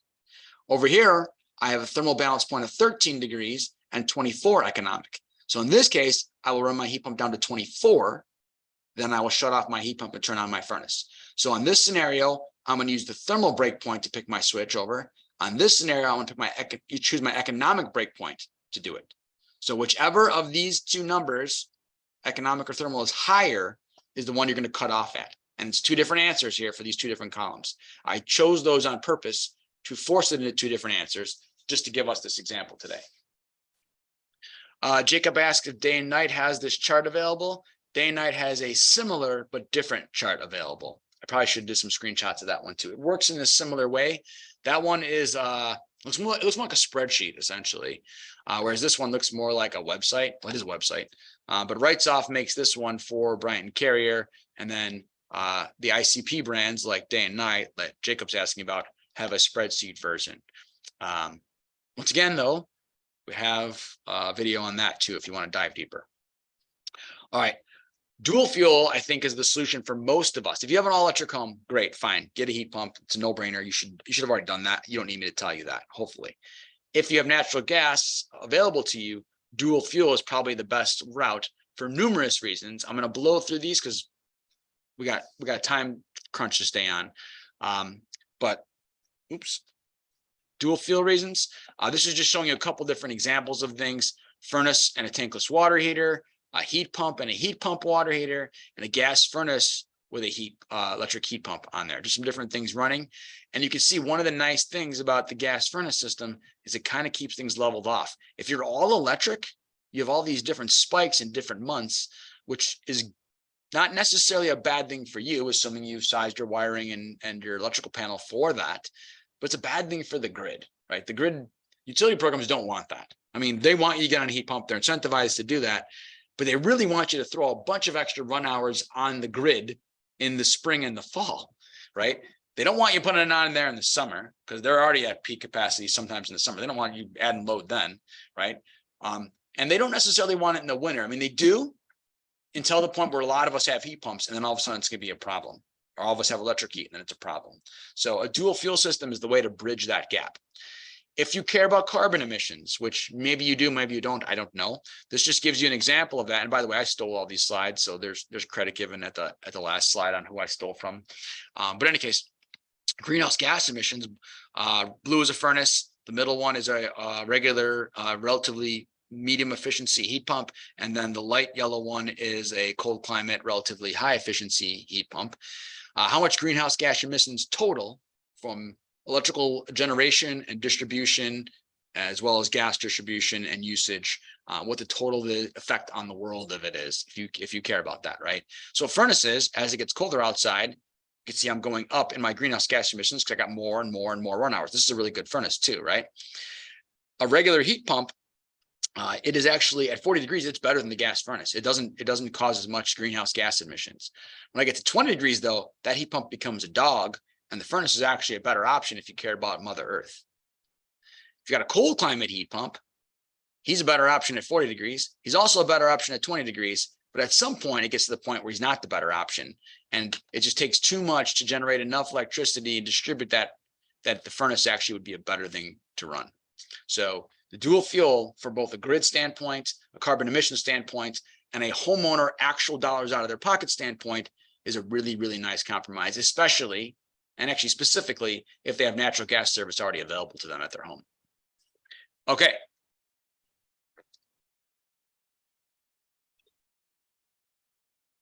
All right, for you guys on the install side, I assume it was like half of you at this point, right? What do we got to do different than an AC? I'm assuming you already know how to mount stuff and braze stuff and all of that good stuff. What are we going to do different? One, we're going to elevate the unit up. There's two reasons why we elevate the unit. One, this coil becomes an evaporator coil in the wintertime, which means I will have condensate forming on the metal of the coil and then draining down. I need to have a way underneath it to drain. If I put this guy right on the ground, how the hell am I supposed to drain it? So it's got to be raised up at least enough to have a drain underneath it. Excuse me. That's one reason. Otherwise, the water will pool in the bottom and it'll frost the bottom of the coil up, and that's a disaster. Two, I want to have it higher than the snow line. If you're expecting to get a foot of snow wherever you live, this better be more than a foot off the ground then, right? I mean, if you're gonna get a foot of snow, get a 12-inch high stand and put it up above that. If you're putting this in somewhere on a home where you're expecting it to drift up against the side of the home and be even more than the regular inches of snowfall, they need to be even higher up. But I'd say around here and where I live in Northern Illinois, 10, 12 inches is probably fine. If you get more snow than that, which has been a couple of years since we've had more snow than that, you're just gonna have to go out there and shovel around your unit. Just like you shovel your driveway, you go shovel around the unit, right? Or you switch over your gas furnace and you don't worry about it until later on in the year. I like that one. Defer your problem till later. I like that. There's all kinds of different stands that you can use, and and brackets on the wall and stuff. It's highly dependent on the model of heat pump you have and what you're trying to do. So there's just all kinds of options to do that. But just know that you have to raise it up one way somehow. The thermostat wiring is going to be different for sure, unless you have one of these thermostats: ion control, evolution control, infinity control. If you have one of those thermostats wire identical from an AC to a heat pump. You do not need any extra wires. You don't do anything special. It's very simple to wire those. It's 4 wires from the stat to the furnace or fan coil, and then 4 wires from the indoor unit, or excuse me, 4 wires from the stat to the indoor unit, furnace or fan coil, and then 2 wires from the indoor unit to the outdoor unit, whether it's a heat pump or an AC. Super easy to wire. If you're going to use a regular thermostat, however, you will have to wire it special for a heat pump. And in our case, in our examples, it'll be a dual fuel heat pump most of the time. These are some models that you might choose to use. If you're a Ventstar fan, like several of our dealers are, because you've had Ventstar forever, the T3900 is the one you want because that is the one that does dual fuel. You will also need to buy and wire an outdoor air temperature sensor to make that happen. If you use ecobee, which is my favorite regular thermostat, all models of ecobee can do dual fuel, all of them. And none of them require or have an outdoor air sensor that wires to it. They all get the outdoor air data from the internet broadcast. If you do a dual fuel heat pump system with an ecobee stat, you must connect the ecobee to Wi-Fi. I don't know why you'd buy an ecobee and not connect it, but I just got to say that because somebody probably won't do that. And there's a bunch of Honeywell models that do dual fuel. I just threw one up on here that's fairly popular, which is the T6, but there are other models that do it as well. Gary asks, is the Evolution thermostat Google Assist or Siri compatible? I'm going to answer that later after I briefly look it up on one of my cheat sheets. I have that thermostat, but I don't use Google Assist or Siri stuff. So I'm not totally sure. It definitely works with Amazon Alexa, but I'll have to look up Google and Siri to see what you can do. Siri would have to go through a HomeKit, which means you got to have a hub somewhere. So that's less exciting, but But I will look that up for you as we go here before I log off, Gary. All right, wiring of any regular thermostat. This is showing you an Ecobee example, but they all work the exact same way. Hector says, is the Nest compatible? I don't know a ton about Nest because we don't use Nest around here. But Nest does have dual fuel stats. Which models can do it? I don't know for sure. I also don't care, Hector. No, I'm just kidding. I still love you, Hector. I just don't care about Nest. I care about you. Okay, let's go. All right, so up top here, left and right, these are all terminals that are on the thermostat. Here's terminals on my indoor furnace or fan coil. Here's terminals on my outdoor unit. This is right out of the Ecobee manual, but it applies the same for Venstar and Honeywell and Sensi and whatever else you got. Normal thermostat, R and C, power up the thermostat, right? G is for fan, good, we're good there, right? W goes to my gas furnace in this case. If I have two-stage gas furnace, W2 goes to my second stage. Y1 and Y2 are my calls for compressor. I'm not going to call it a call for cooling. I'm going to call it a call for compressor because it could mean something different. So far, everything's exactly the same as a normal AC two-stage system. I am adding one extra wire, O/B, and that's going to go down. It may or may not come into the air handler and back out. In many cases, this guy gets wired under right here, and the air handler never sees that wire and just goes to the outdoor unit. The OB is my reversing valve, because if I ask for Y, it's going to turn the compressor on. But the reversing valve decides who the evaporator coil is and who the condenser coil is at that moment. So you have to be able to flip between those two. So the O/B does that. It's O/B because old thermostats had an O and a B, and you picked one or the other. Now it's one terminal, O/B, and then in the setup of the stat or in dip switches in the back of the stat, you pick, did you really mean O or did you really mean B for this project? Why is it two different things? Some models of heat pump default to heating, and you have to flip the reversing valve when you want cooling. Other brands of heat pump default to cooling, and you flip the reversing valve when you want heating. For example, Carrier Bryant, Heil day and night equipment, Payne, Weathermaker, all those kinds. If you ask for cooling on Y, it goes to heating mode. I should say that. If you ask for Y, the heat pump will go to heating mode. You have to ask for Y and OB if you want cooling. In other words, those brands default to heating, primarily because those brands are from Syracuse and Indianapolis and places like that where it's cold and heating is more important. Other brands of stuff, like if you buy something from like Bosch, which is basically Florida heat pump now, right? Or whatever, they bought that factory. Things that are from Florida heat pump factory, Florida, duh, they don't care about heat mostly, they care about cooling. So all their products default to cooling. You buy Agree from us at TEC, it defaults to cooling, you reverse it to heating. So your Bryant unit defaults to heat, you got to reverse it to cooling. Your Agree unit defaults to cooling, you got to reverse it to heating. You need to know which way yours is so you can set up this output correctly. Just wiring it doesn't matter. Now, if you got Infinity Evolution Ion, doesn't matter. It already knows everything. It doesn't need your help. It's already got it figured out. Don't talk to me, right? But for other models, you need to know what this thing wants. Does it want something that defaults to heating or cooling? If you guess wrong in the setup of the stat, no big deal, because you're smart enough that you're going to test this before you leave. And when it operates the opposite of what you want, you're going to go back into the stat and flip it. What happened to my mouse? So weird, dude. Oh. This just shows you what the Venstar stat looks like. There's dip switches on the back. You got to pick gas or electric. You have an O or a B. Same kind of idea. Ecobee's a little cleaner because it does it on the screen of the stat. I'll show you that in a second too. But dude, what's going on with my mouse? Dude, it's not the kind of day that you want things to not work when you have a couple hundred people on a webinar. So for a Venstar stat with dual fuel, you would put it on gas, O or B, depending on the model of heat pump you have. And then on this one, you'd put on heat pump. For you guys that have been using this model of heat pump, which is a lot of you lately, or the Bryant equivalents, this is my furnace, this is my heat pump. He needs stage 1 and stage 2 of compressor request, the reversing valve request. He needs all of those things, all 3 of those, and common. So 4 wires. He needs O, Y, Y2, and common. You probably also want to wire R and W. The reason you want those is for defrost mode. So your thermostat's closing a bunch of switches to turn on your equipment. This furnace when you make a connection between W and R and you close that, just like when you jumper W to R, the furnace says, oh, you want heat? Got you. And it runs a heat cycle, right?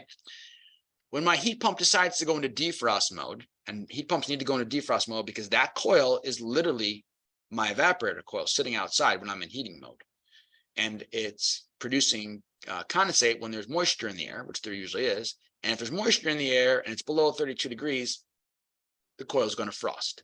And if it frosts too much, I can't move any air and I can't transfer any heat and all kinds of bad things happen. So we have to defrost the heat pump. The way that all heat pumps defrost is they actually switch back to cooling mode temporarily. Like, wait, what? I'm going to heat your heat pump by switching to cooling mode?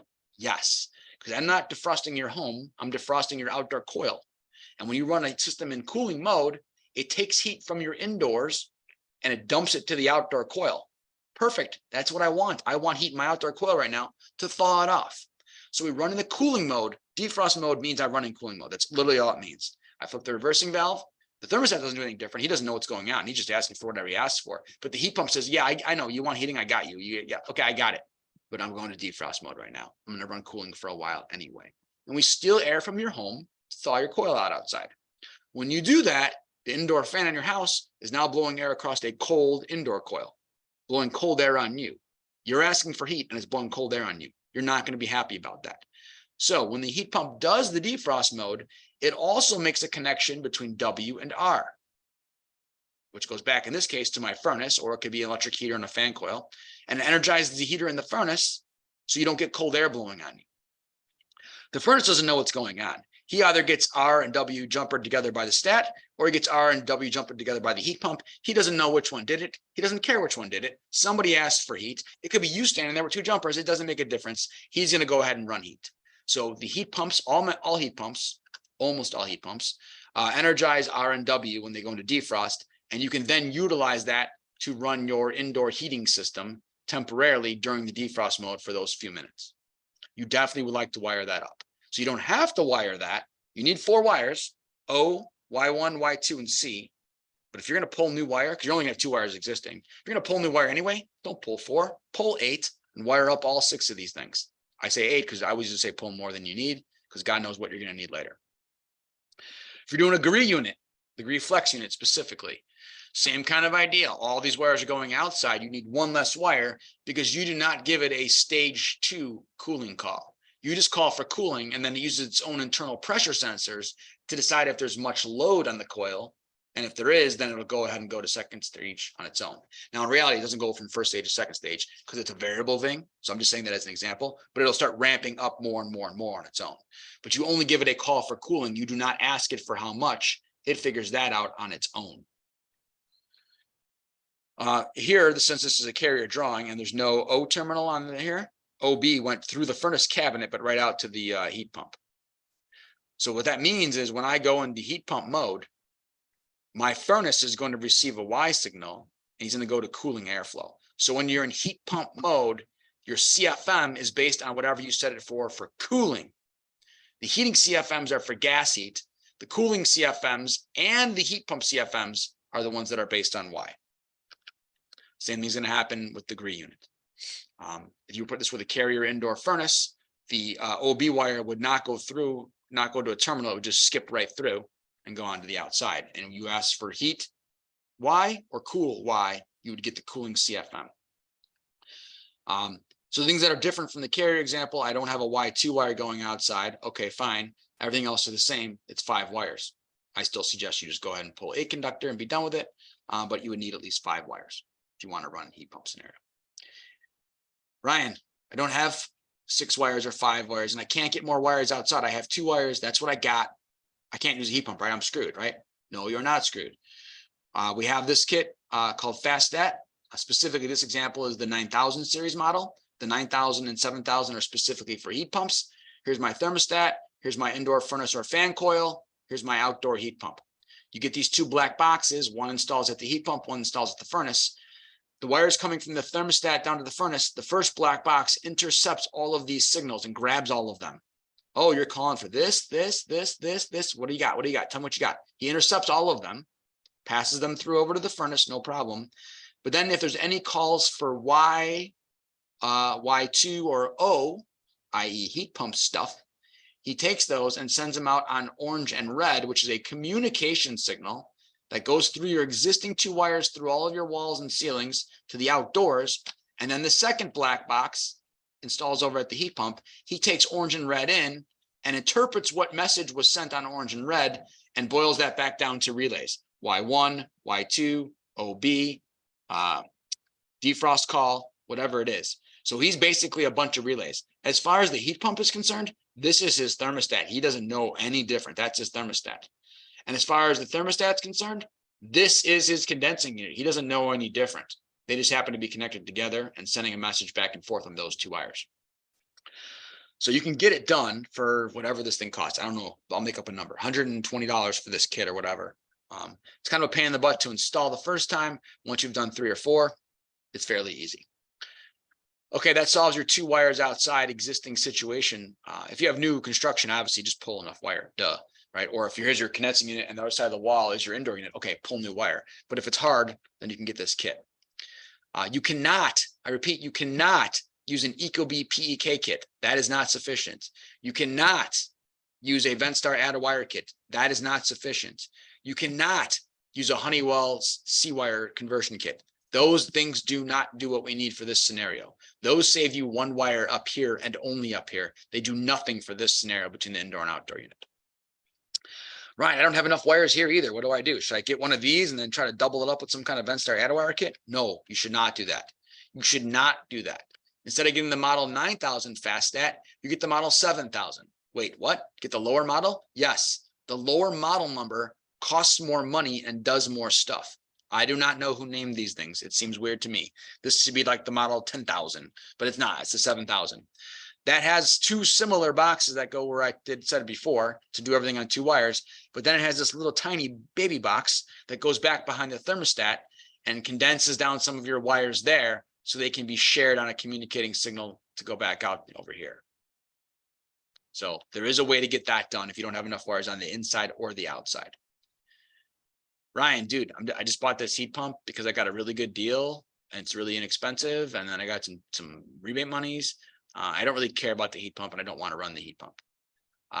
Well, if you have most brands and models of heat pump, specifically ones that are built for colder climates like Carrier, Bryant, Heil, you got to wire it up anyway. You have to wire the OB. You need to do that or be elaborate with your jumpering system.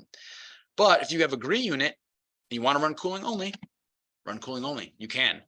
It doesn't need an input signal on the OB terminal, the B terminal in this case, because it's defaulted to cooling. So if you energize Y and C, it runs cooling and you don't need any other wires as long as you don't care about the heat pump. I think it's kind of silly that you bought a heat pump and you didn't wire it.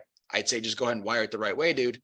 But if that's what you wanted cooling only, and you only got a heat pump because that's what was available, so be it. If you have Infinity Evolution Ion stuff, it's 4 wires from the wall control to the indoor unit, and then 2 wires from the indoor unit to the outdoor unit. For all scenarios, it doesn't matter if you have 76 stages or 2 stages, it always wires that way. Some of the setup stuff, we'll do ecobee first. It asks you if you have an air-to-air or geothermal. It doesn't really seem to change the sequence of operation any. It seems to work the same way. But in this example, we're picking air-to-air, standard heat pump. Do you want to energize, do you want to energize the reversing valve on cooling or on heating? So if you have a Heil, Bryant, or Carrier heat pump, it defaults to heating, which means you want to energize it on cooling call. So just like my screen shows. If you have a GREE, you are the opposite. It defaults to cooling, you energize on heat. You will click down here and make the on heat one be highlighted. Allow the heat pump and aux heat to run simultaneously. If you have a gas appliance, you will say disabled. You will not allow that for the reasons we've already discussed. If you have electric resistance heat, you will say enable. You will allow that to happen. If you have a downstream hot water core like somebody asked about, you will also pick enable. Configure the compressor minimum outdoor air temperature. So how low am I going to allow this thing to run? There's actually a couple of these on here. It's the best way to show you all at once.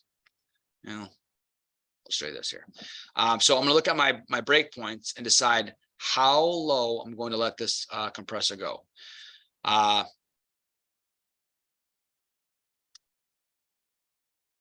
it's kind of weird. They have this note on here, like we recommend disabling this option unless your heat pump manual notes otherwise. So they're saying, don't lock out the heat pump. Just let it run and run and run and run and run, no matter what the outdoor air temperature.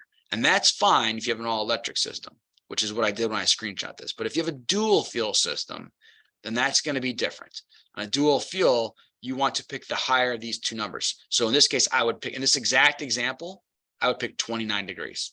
I would scroll over here and pick 29 degrees. Below 29, not using the heat pump. I'm going to switch over to my other system, which is gas, which is what I have right here. This screen on ecobee is a little weird. The auxiliary heat. So if you're going to have electric resistance with a heat pump, when do you want the electric resistance to kick in? So your choices are minimum, basic, balanced, super, and maximum. And nobody knows what that means. So you have to click on it, and then it tells you minimum means half a degree, 1, 1.5, 2, 2.5. So right now I'm highlighted on super, which is 2 degrees out of set point. So if my heating set point was 72, it would try to do it all with the heat pump. Unless it got down to 70, then it would kick on my electric heater. And the homeowner can pick that to be towards the bottom to save more energy, or towards the top to be more comfortable. That's their trade-off, basically, right? Auxiliary max outdoor temperature. So auxiliary, in this example, is my electric heat. I've picked electric heat in this choice here. So when do I want to cut out my electric heater? Right, so, all right, so thermally, I'm good to 33 on this one, 19 on this one, 11 degrees I can run this guy down to. So if I had this example on the far right, my heat pump can do it all by himself at 11 degrees. I might cut the electric heater out when it's, say, maybe above 20. Give myself a little buffer between 11 and 20. I could still use electric heat if I really wanted to, coming out of setback or something like that. But then once above 20, lock out the electric heater. Like, why? Why do you need it? This one, I wouldn't lock it out at 20. That'd be a horrible idea, right? This one I'd lock out at 40, right? Just depends on the model that I have. All of these stats are going to have something like that. Honeywell, Venstar, Infinity, Evolution. Venstar, I said we were doing with the dip switches to tell what kind of equipment you have. But then on the screens, steps 56, 57, 58, 59, 60, 62. So basically 56 to 62 are the heat pump related settings. When do you want to lock the heat pump out based on outdoor air temperature? When do you want to lock out your auxiliary heat, electric or furnace, depending on what you have, and what kind of math you just did on one of these kind of things for your specific application. And then we have the ability to do some stuff with the dual fuel, like same kind of idea with electric heat, but when do you want it to change over on a dual fuel system from gas to electric? If you have Infinity Evolution, still taking these same kind of answers off the same calculation and throwing them in over here. So in this case, it said that economically, my heat pump was the cheaper thing to run versus my electric heater down to -15. So I'm gonna let the heat pump be the thing down to -15, and I'm gonna lock it out. And below -15, I'm gonna go all electric. I'm probably never gonna get -15, so it doesn't matter. But thermally, my heat pump could only do it by itself down to 20. So below 20, he needs help. I don't want to lock it out right at 20 because, like, once again, what if I'm coming around a setback? I need a little bit more.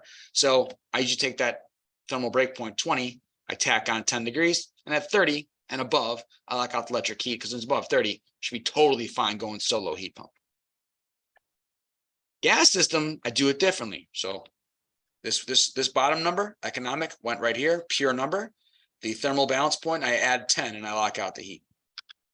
Gas furnace, it's a little bit different. So my heat pump, I lock it out at whatever the lower of these two numbers is. Same thing over here, the lower of the two, but it's always the bottom one. Here, the lower one could be either one, depending on the math.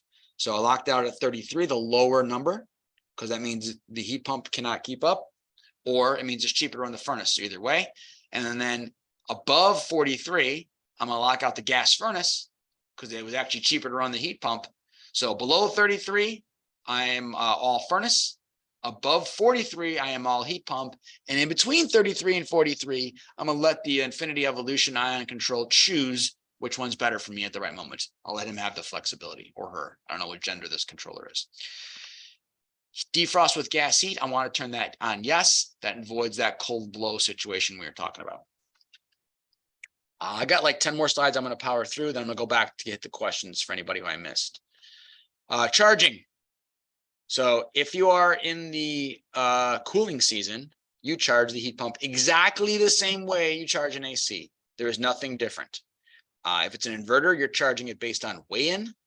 If it is an old school 1 or 2 stage unit, you are charging it based on subcooling. Nothing is different. You charge it exactly the same.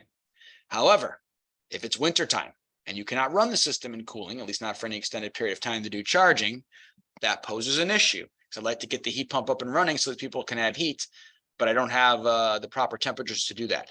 So what you do in those cases is there is on the inside door and in the manual, there is a charging check chart you can use to get you close when you're in the heating mode. So you basically can charge in heating. You're going to use this pressure temperature chart to get close to this number. And then theoretically what happens, I say theoretically because I know what happens in real life, you come back in the spring when you actually could run the cooling and you check the subcooling to see how close and how good you were. Anything with an inverter, however, GrieFlex, the 5-stage carrier brine to high ones, day and night, or the fully variable speed inverters, any of those you're going to weigh in you're going to charge by weigh-in method.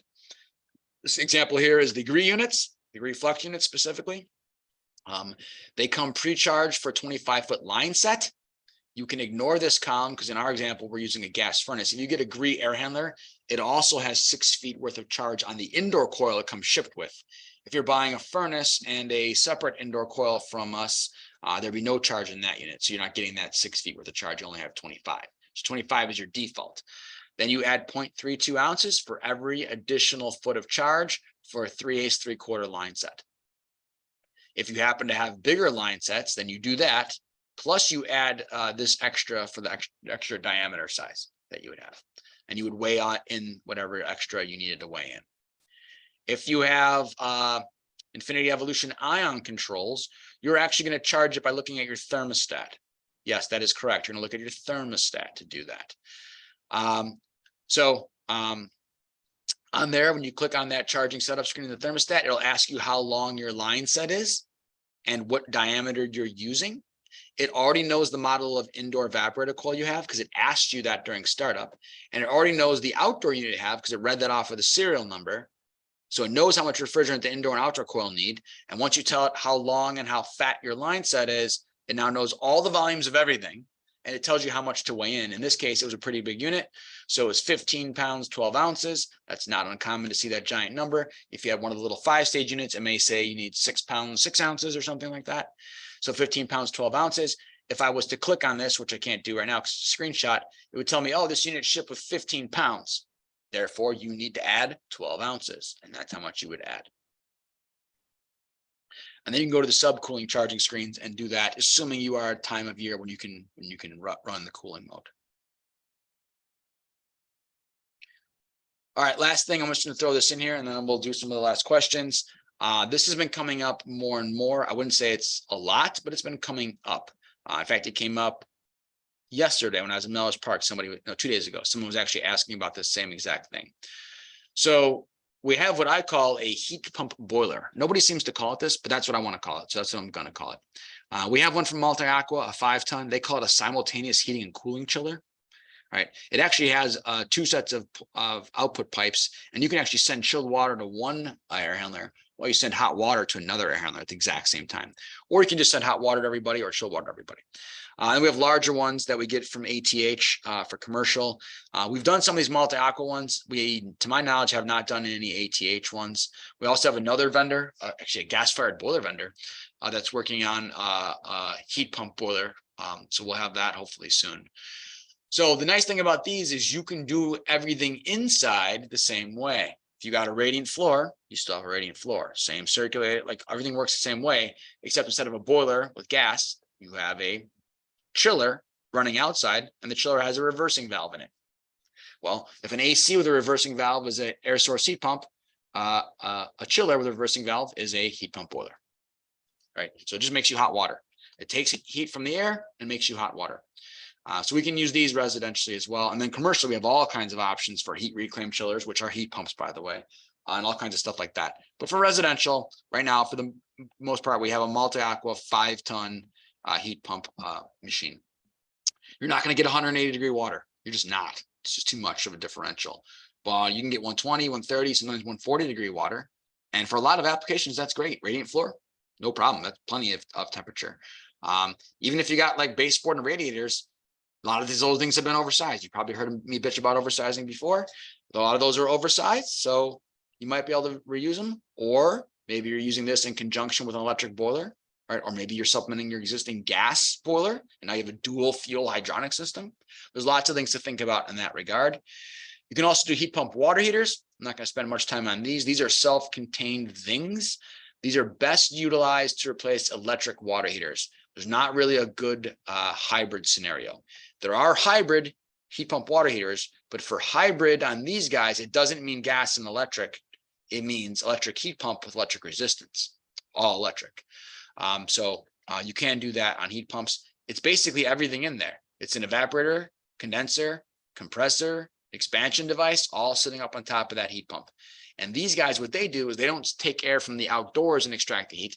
They take air from your basement and extract heat, or wherever your water heater is. They take it from the house, which is fine, and it heats up the water, and you shower with warm water and everything's good.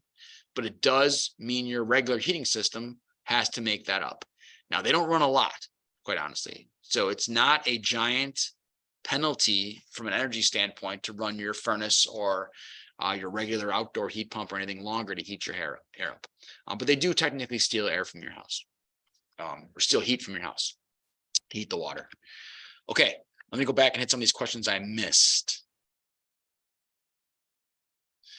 Stephen asks, is there a thermostat that can take into account electric, natural gas costs and make appropriate balance point? I do not believe that that is something that exists. I've never seen that.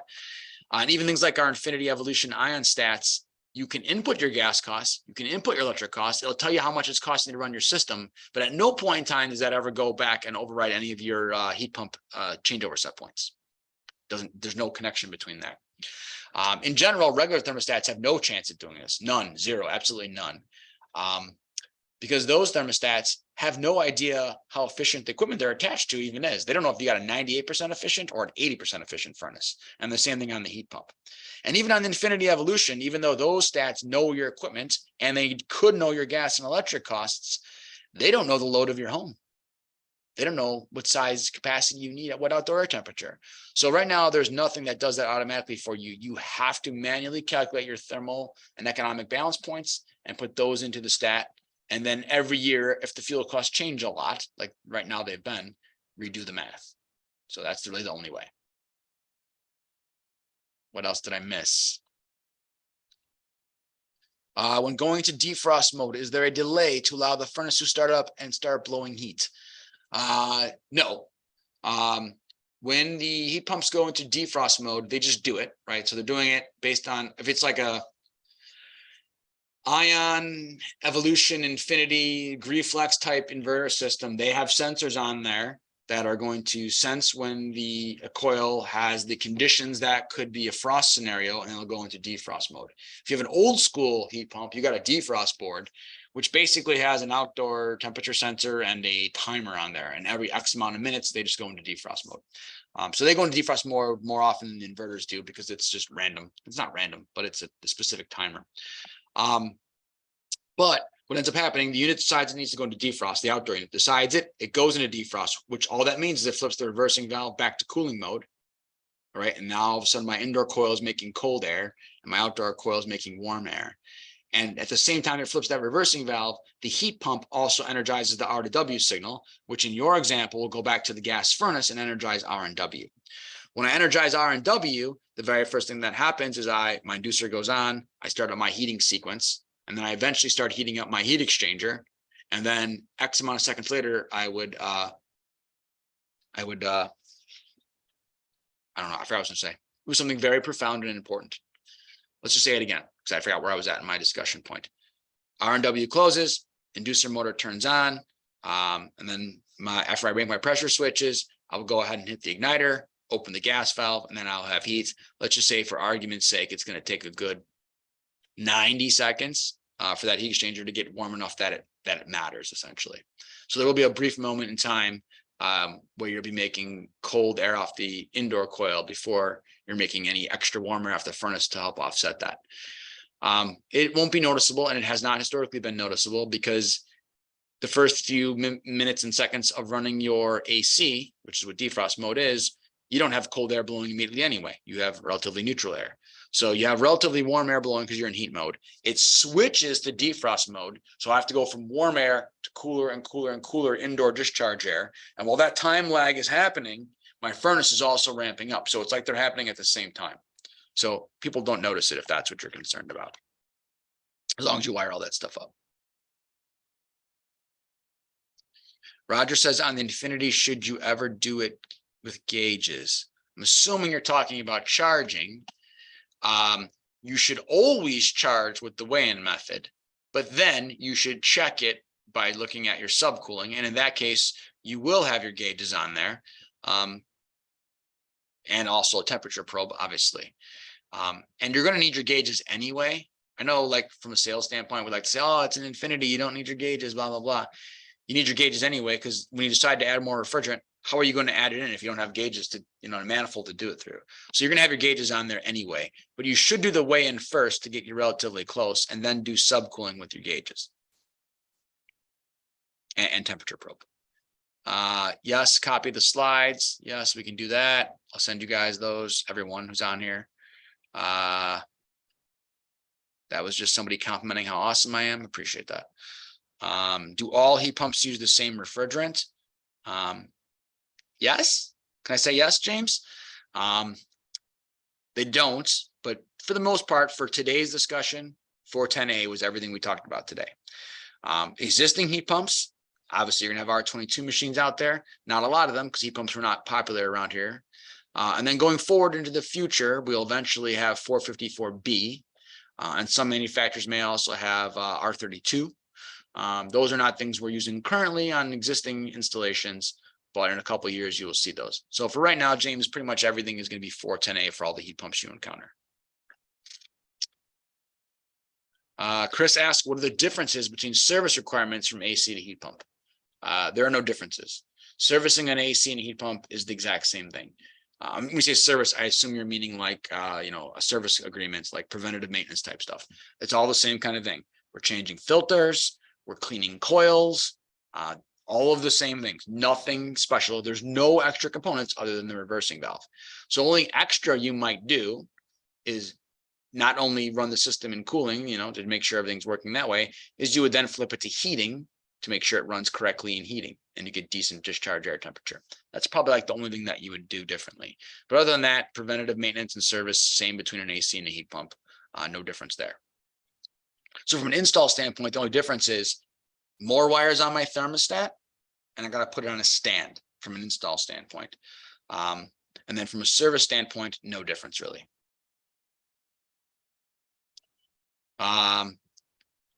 Tommy says to confirm, he wants to know carrier O and B. So if you're doing something like an Ecobee, you don't even have to know what O and B is because Ecobee doesn't care. It gives you an O/B, and then it asks you, do you want to run it for heating or cooling? But if you want to be more specific and you're not going to use an Ecobee and you're going to use an old school stat that's labeled O and B like this one is, Gree would need a B wire.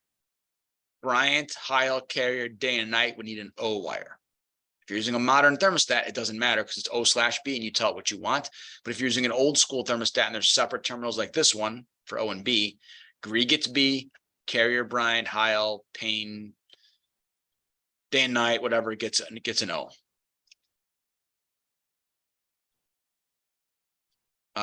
Can you get the rebate or tax credit with a heat pump and a Unico space pack system is Dennis's question. Yes, you are eligible for both rebates and tax credits with one of those type high velocity systems. You have to have an AHR rating to get a tax credit or a utility rebate. You have to have an AHR rating. So you have to go to Unico or SpacePack's database or AHRI directory and see which heat pumps they have ratings with, and then use one of those heat pumps to get it. For example, right now I don't have, oh, I'm sorry, guys. I thought I put my screen back up. You're seeing my utility costs in my house. For example, if you had a Gree unit, you are not going to be getting a rebate or a tax credit on a GREE heat pump with a Unicor space back system, because they don't have Unicor space. Well, I take that back. I don't know if they do. I've never actually looked. I'm assuming they don't. Maybe they do. Whereas some vendors do have ratings with Unico and Spaceback for their outdoor equipment. I don't know what that question means. Somebody doesn't use that. Andrew asks, what are my feelings about charging jackets? I guess I feel warm when I wear a jacket while charging in cold weather. I believe that every manufacturer, without exception, at least all the ones we work with, discourages the use of charging jackets. It doesn't really do much for you. I mean, it's no different than when people used to put cardboard on the side of the unit. It doesn't really do anything. You'd have to know how much charging cardboard or how closely tight I need to make the jacket in order to make the temperature be what I want it to be. There's no benefit to doing it. Just weigh the charge in on an inverter system, and on a heat pump that is not an inverter, just use the heating check chart. They give you a chart to charge it in the heating mode in the wintertime. So you do not have any need to use a charging jacket. So some manufacturers prohibit you from using them, and nobody encourages you to use them, and you don't need them for a heat pump for sure. There's no application that you would ever use a charging jacket on a heat pump.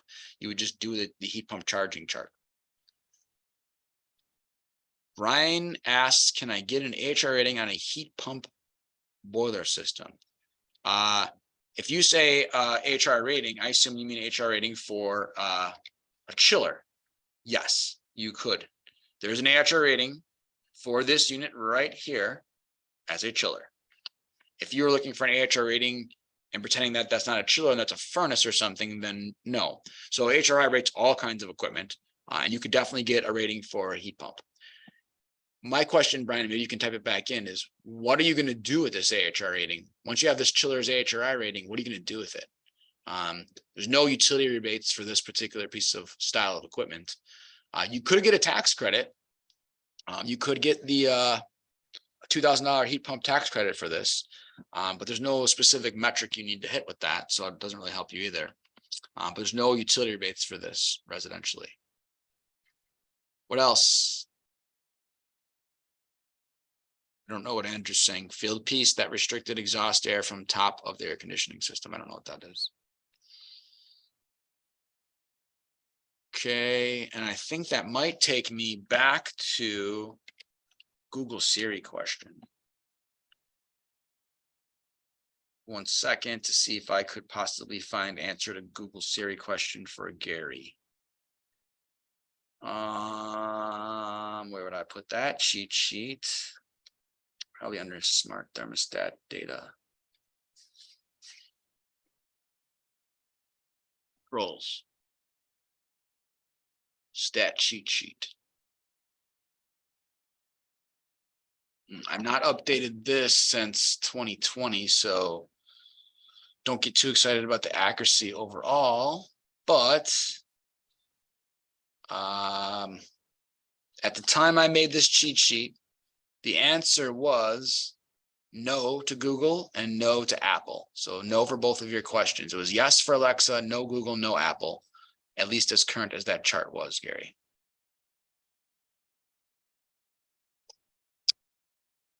Anonymous states, Carrier energizes the reversing valve in cooling mode, true, and Rheem energizes the reversing valve in heating mode. I don't know if that's true because I don't know Rheem, but I believe you. Okay, any more questions left unanswered?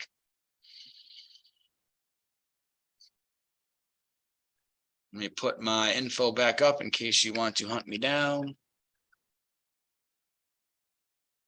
That's my email. If you need me to send you something, I'm going to send everybody the link to this, as well as the slides.